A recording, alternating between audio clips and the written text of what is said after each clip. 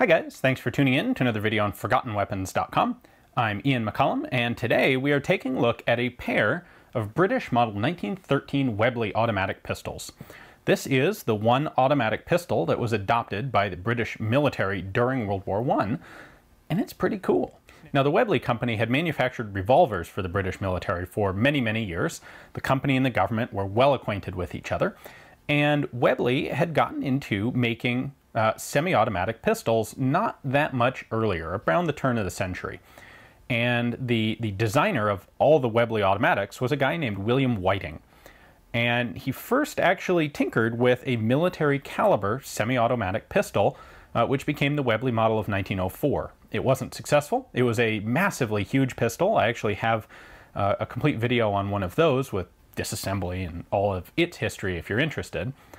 What ultimately happened was when the 1904 failed to make any real military impression, the Webley company scaled it down to 25 and 32 caliber and started producing those on the civilian market. And it did quite well with those. They were very popular pocket pistols, especially in the UK, but also elsewhere in Europe and North America. And Webley was really quite content with these sales from 1906 through 1909 or so.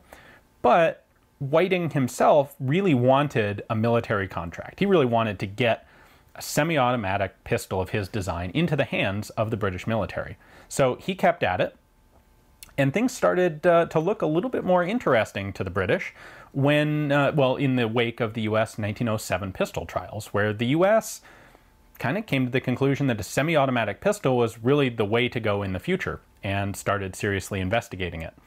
The British took note of this, and by 1909 they were willing to take a look at one of Whiting's semi-automatic military-style pistols.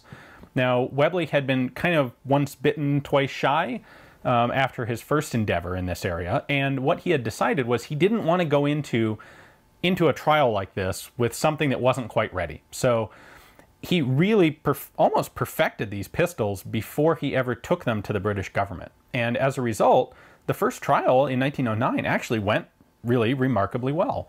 There were a couple, there was one substantive request that the Trials Commission made after that first test, and that was to add a magazine cutoff, which is something that British rifles and most military rifles worldwide had at that time, but it wasn't something commonly found on pistols. The idea was to be able to hold the magazine in reserve and single load cartridges to fire at a slow rate of fire until you really needed the whole magazine, and then you could push a button or click a lever or do something and have access to the magazine. This was a common feature of Enfield rifles into World War I, and the British military asked for that in this pistol. Now, I should be clear, there are two different branches of the military that Webley and Whiting are dealing with. One is the British Army, and one is the Royal Navy. The Navy thinks this is like the coolest thing since sliced bread. They're really on board and really excited about it. The Army, not so much. So with the results of that first test being so positive, a second test was arranged, which would take place in November of 1909, and that was much more involved. The idea of, well, okay, we looked at this thing and it seems good, let's really put it to the test and see what happens. So in total, they fired 1,254 rounds through the gun. This included an endurance test where they fired 750 rounds straight without any cleaning. They did a water test where they dropped it in a bucket of water to see if that would do anything to it. They did a number of different rough handling and drop tests on it. They were particularly concerned about whether it would discharge when dropped. Whiting had a grip safety on this pistol, and the Navy in particular really liked that. They liked the idea of being able to carry the gun cocked and locked, just kind of like a 1911, safely. And the drop tests all showed that, yes, the grip safety did prevent the gun from discharging when it was dropped on the hammer or dropped from a height. That was very positive. They even did some rust testing on the gun. They left it out basically on the lawn overnight, came back in the morning. It was kind of soft rust all over the outside of the gun from having sat out in the dew for 12 or 15 hours, but ran flawlessly regardless. So the Navy at the end of this test was really quite excited about the gun, and they were basically, if it had been up to the testing commission, they would have just adopted it on the spot. They were very happy with it. The Army, not so much. The Army didn't like the grip safety. They looked at it and thought that, well, you're holding the grip safety down when you're holstering the gun, so you really have no effective safety when you're holstering it, and you're probably going to shoot yourself in the leg. They didn't really see the advantage of a self-loading pistol over the existing Webley revolvers. And what's interesting is the Navy really did. The Navy appreciated the fact that the gun was far faster to reload. It could hold 8 rounds at 7 in the magazine plus 1 at a time instead of 6 in the revolver. And interestingly, if you pick up one of these guns today, one of the first things you're going to think is, geez, this is a really heavy gun. However, this, if it were, it weighs a little bit more than a standard Webley pattern revolver of this period. But if you take two cartridges out of the mag and you reduce the grip length by the same amount, it actually comes in at the same weight as a revolver. And Webley was quick to point that out to the Navy, who eagerly accepted that explanation and didn't think the weight was a problem at all. Now, there would be one more test in 1910 where the Webley pistol was set up and specifically compared to a standard Webley service revolver and a Colt. Now, the Colt pistol was, I believe, a model of 1905, and that Colt had a lot of problems in this trial. It was unreliable, inaccurate. The Webley pretty much beat it in every way. And that was the last straw that the Navy needed. They submitted their final recommendation for adoption of the pistol. The Army, not so much. Despite the accolades, the Navy really had quite glowing reports on this. It would take over another year before it was actually formally adopted. Whiting kept pushing the government for a quick decision. He really didn't want to lose ground. He could see that the Colt pistol was getting better as it was being developed. Remember, at this time, it's not a Colt 1911. This would have been a 1905, and then maybe a 1907, and then maybe a 1909 pattern gun. The US government was still refining the pistol as well. It was finally adopted by the Royal Navy in February of 1912. They started placing orders, not particularly big orders. The Admiralty decided that they weren't looking to just throw away all of their revolvers and replace them with self-loaders. Instead, they'd try the gun out, they'd give it to some Royal Marines and see how people liked it, and they kind of wanted to have the option of the gun there should they decide to place bigger orders, but they didn't want to spend a lot of money on it right away. So the first batch of 1,000 guns was delivered by September of 1913, and production would continue. Of course, World War I was about to start, and World War I may have helped or may have hindered these guns. Part of the problem was with war on, you need a lot of guns, and it becomes much more economical to go with the known pattern, the revolvers, and just order more of them, play it safe. We can come back to the new technology later on. The Royal Navy doesn't need a whole lot of small arms anyway, really. You know, it's not really their main deal. So production would continue through World War II, and in fact the very last batch of 50 was manufactured in 1919, although the primary production kind of ended in 1917. So these were delivered in 1913, 14, 15, 16, and 17, and then that one little last batch in 1919. Grand total of 8,050 of these were produced for the military, and of those, the vast majority, 7,611, went to the Royal Navy. The remaining 439 went to the British Army. The Army never really was all that excited about these guns. A couple hundred of them did also get transferred to Australia. So that's in there as well. Now, Webley did produce these on the commercial market as well. And in fact, those were being manufactured up until 1933, believe it or not. On the commercial market, you could buy one of these as a private citizen, or you could buy one as an Army officer or a Navy officer or any officer who was required to provide his own sidearm. And in total, they produced 1,259 of them on the commercial side. Now, there are a couple ways you can tell these apart. We'll look at the markings in a minute, but the easy way is the serial number range. The military ones started at 1 and went up to 8,050. The commercial ones were actually mixed into Webley's other commercial serial number ranges. So for example, we have a military one here and a commercial, and the commercial one serial number is 111,000 and change. So obviously in the commercial serial range. You'll also find some differences in the proof marks and the markings, but we'll get to that. Webley actually maintained a pretty large stockpile of parts for these guns up until 1939. Reportedly, they had enough parts to make a couple thousand more pistols because, of course, they had anticipated making more than they ended up having ordered, so they would make parts in batches. And they made a lot more parts than they ended up having pistols ordered. So the reason that they were still able to make a couple for commercial sale in 33 is because they had all the parts sitting in bins, and when someone ordered one, all they had to do was go assemble a gun, give it a nice finish, serialize it, proof it, and send it out. In 39, they kind of got tired of dealing with this stock of stuff flying around, and so they got in touch. They contacted the British military and said, basically, look, are you guys going to need any of these parts? Are you still using these guns? And the military came back and said, we still have some, but we're not ever going to need more parts. And so in 1939, the entire supply of remaining Webley parts was melted down for scrap. Here are the two examples that we have today. You may notice that this one has this little extra thing on the hammer. We'll take a closer look at that in a moment, but first let's take a look at the markings. This is a military production gun, and we'll see that in several ways. They all have this Webley and Scott flying bullet logo on the front, and then of course Webley and Scott self-loading, 455 Mark I, and then N.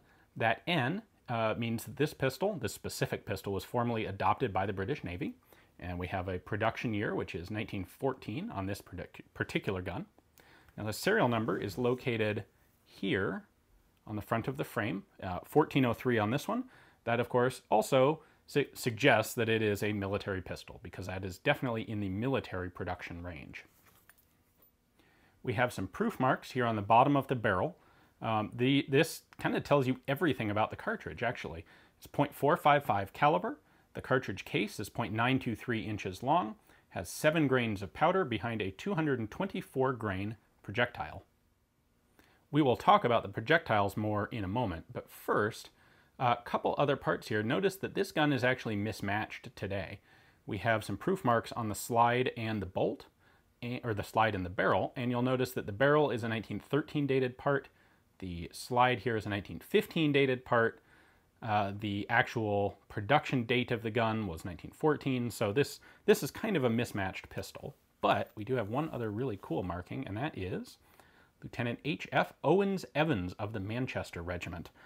This is a pistol that is provenance to a specific gentleman right there. Now, as for controls, this button here is for disassembly, so we'll cover that in a moment. This is also involved in disassembly. Our magazine release is on the bottom. We have a button right there. And this is a 7-round magazine.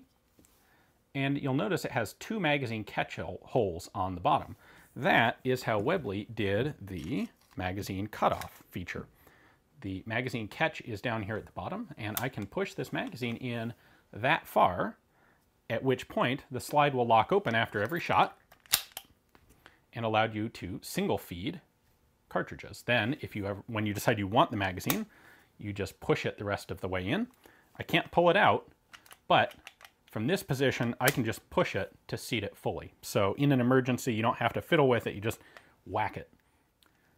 On the opposite side, we have the slide release right here, trigger right there, of course. Slide release allows me to drop the slide. This has a big exposed hammer and a grip safety. So if the grip safety is not engaged, the hammer doesn't do anything. When you grip the gun, this is a really easy grip safety to engage. You really don't have to worry about holding the gun but not depressing that safety. And it is a single action only pistol like that. Sight picture is remarkably not bad, actually. This is very similar to a Webley and Scott revolver, which should not be surprising. Now, the markings on our other pistol here are going to be a bit different because this was made for the commercial trade instead of the military. We still have the same basic markings on the slide, although this is a 1913 dated gun, and you'll notice there is no N because this was not formally adopted or formally accepted by the Navy. On the top of the slide here, instead of the military proof marks, we have commercial Birmingham proof marks. Because this gun was commercially proofed, it doesn't have anything on the barrel. The reason that the military pistol did is that it had to be reproofed when it went into commercial trade after being sold out of military service. On this, the commercial one, you'll find the serial number back here on the rear of the frame, so 111,582. Now, this example has this added hammer safety on it. This was initially developed as an extra feature for the Royal Horse Artillery because they weren't comfortable with just a grip safety. They wanted a manual safety that would allow them to lock the hammer in position. That's what this is. This is the off position, and when up here, it would prevent the hammer from falling. Now, this one is actually broken at the moment because it doesn't do what it's supposed to, but the original design was basically for that to become a manual safety. I should point out that this one is also engraved to a specific officer, Captain W.G. Pearson, 4th Battalion of the King's Own. I want to talk briefly about the cartridge because in theory, you look at this and it is a Webley .455 caliber self-loading pistol, which one would presume is the same as a Webley .455 revolver. However, it's not. There's a bit of a technicality here in that the military originally wanted the cartridge to be the same, but the revolver cartridge with its large rim just wasn't suitable for reliable functioning in a semi-automatic pistol. So Webley developed a slightly separate .455 caliber cartridge for the automatic. Now, it's a little hard to see here, but this guy with the round nose bullet, that's the Semiauto cartridge, and it has a slightly smaller rim. You'll notice it has an extractor groove as well, which is something that a revolver cartridge does not need. This, by the way, this is an original British cartridge. This is a modern Fiocchi, so it's got this black colored bullet on it. The self-loading cartridge is actually also quite a bit longer, and they're differently loaded. So the self-loading cartridge was a 225 grain bullet traveling at 955 feet per second. That's pretty stout. That's substantially higher velocity than the Colt 1911 with pretty much the same weight bullet. And in metric, by the way, that's 14.5 grams at 291 meters per second. The Webley revolver cartridge was substantially slower than that. It was more like 700 feet per second with a 265 grain bullet. Now, pressure-wise, there were some problems that the military ran into with guys interchanging these two cartridges, despite being told not to. In theory, especially if you trimmed the rim down, you could shoot these in the self-loading pistols, and apparently it worked reasonably well, surprisingly well, actually. Although it was hard on the extractors because the rim was more prominent and there wasn't an extractor groove, but apparently it did work. The bigger problem, really, was guys using these self-loading ammunition in their revolvers, where this is loaded basically to the proof cartridge pressure of the revolver. And while incidents were kind of rare, it's up there with shooting 45 ACP in a shaved down Webley revolver. It is definitely not a safe practice and something that was heavily discouraged. If you look at the original packaging for this ammo, it actually says not for use in revolvers on it, in like big red letters. So now let's take a look at disassembly of the pistol. This can be a little tricky, but basically we need to pull the slide back, push the button in, like that, and then push the slide all the way forward, and then we can pull this tab out. It is captive. That little screw in there is what holds it in place, and you don't need to remove this. Once this is all the way out like that, you have then disconnected the slide from the mainspring, so the slide can come all the way to the rear, and then we can lift the barrel up and out of its grooves. Now you can clearly see these rails that the barrel slides on, and this step in the front that acts as the locking surface. With that out, we can now push the slide off the front of the pistol. You do have to drop the magazine release there. The slide comes right off the front, and this is kind of typical of a pistol slide, actually. We have this boss in here, which is going to pick up cartridges from the magazine. The firing pin is in there. The back of the firing pin is right there. It is a spring-loaded firing pin. Extractor right on the top, ejection ports on the top.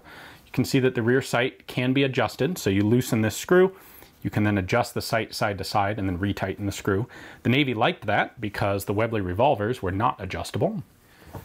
And then lastly, we have the grip frame assembly. So I'm going to take the grip panels off one at a time.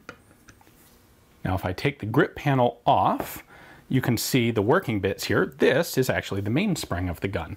This V-spring compresses when this hook is pulled backwards, and it's really tight, and I can't do it because it's pointed. And anyway, what happens is this pin in the slide, when this goes all the way in, this surface right here is on the inside of the slide, right there, and it hooks into the curved surface in this lever. And when the slide goes backward, it compresses this V-spring. This means you don't have to have a coil spring somewhere up inside the slide or around the barrel or under the barrel. It's a really clever way to deal with the mainspring, I think. So this is pretty typical on Webley self-loading pistols. You'll also find this arrangement on a lot of the smaller caliber ones as well. And this system goes all the way back to Webley's original 1904 model. Taking the grip off on the other side, we can see the trigger mechanism here. And it's pretty simple. We have a lever that comes back from the trigger. And with the grip safety left loose, you can see that this can't be pushed backwards because it just runs into the frame of the gun. When I engage the grip safety, it pushes this up, which means that now when I push on the trigger, the sear here actually has a place to turn and it will drop the hammer. Like that. So that really is a pretty effective grip safety, a pretty reliable one. If it's not in, the gun can't fire. The rest of the trigger mechanism is quite simple. This is our automated, or our slide release. So it takes this in the inside, tilts it. You can see back here, when this is in the upward position, it's going to catch on the slide and lock it open. When I push this lever down, it drops that, which allows the slide to go forward. We have a pair of rails on the inside of the frame here that the barrel is going to slide in, and that's pretty much it. So this is the gun completely field stripped. You'll notice there are no loose parts, there are no small parts, there aren't any springs to go shooting off or get lost. The Royal Navy thought that this was substantially easier to disassemble and field strip and clean than the Colt pistols, and it's kind of hard to argue with them. This is pretty simple and pretty effective. Well, I hope you guys enjoyed that as much as I did. These are pretty rare pistols to get a hold of these days. Obviously, less than 10,000 of them ever made, and then they all went through a big world war. So big thank you to Mike Carrick of Arms Heritage Magazine for letting me take a look at these two guns from his collection. Definitely check out his column if you're interested in interesting historical firearms. And of course, don't forget to subscribe to the channel here, both on YouTube and Full30, and share with your friends. Thanks for watching.